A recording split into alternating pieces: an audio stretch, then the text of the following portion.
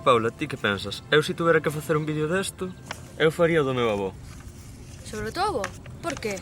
Porque eu penso na palabra cuidado e a min o primeiro que se me ven na cabeza é o meu avó. Cuidaba del, cuidaba de nós. Home, pois como todos os avós, non? Home, sí, pero cuidaba do barco que tiña el, cuidaba do mar, cuidaba de todo. El cando non iba ao mar, el non se sentía el, ti víalo e non era el. Pero cando iba, mi má, botaba aí as horas no barco, horas calao, a coser as redes ou non sei que faría, a arranxar o barco. E despois, a que me dou a min co de estudiar. Pois normal. Home, sí, pero moitas veces me dixo: Adrián, estudia, estudia, ou vanches querer meter hasta polos ollos, que os poderosos, como el lle chamaba, sempre che querían gobernar, e sempre ensuciaban o que el tanto amaba, que era o mar, botando merda todo o día ao mar. E despois, unha vez que xa se jubilou, moito lle gustaba aí que o leváramos á playa de Testal, Ah, xa sei. a ver as mariscadoras.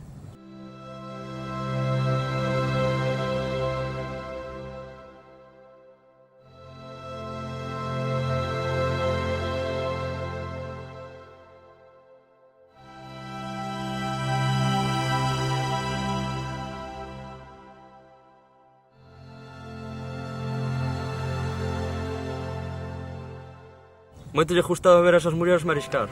Sempre decía que o que non... cando unha non tiña bo día, a outra dáballe do seu. Sabes? Era maravilloso para el ver esas mulleres. Home, pois, co que me acabas de contar, eu creo que xa teríamos o vídeo montado. Ti dis? Non te parece unha boa idea? Home, sí. Home, porque para cuidarse un mesmo, haise que saber, haise que coñecer como teu avó se coñecía el mismo, coñecía o mar, coñecía os barcos, e vos coñecía a vos tamén. Vale, sí, pero coidarnos a nós e os demais está moi ben, pero é o mundo quen o coida. Home, o mundo non é noso, colega. Habrá que melloralo para os netos, non? Home, sí.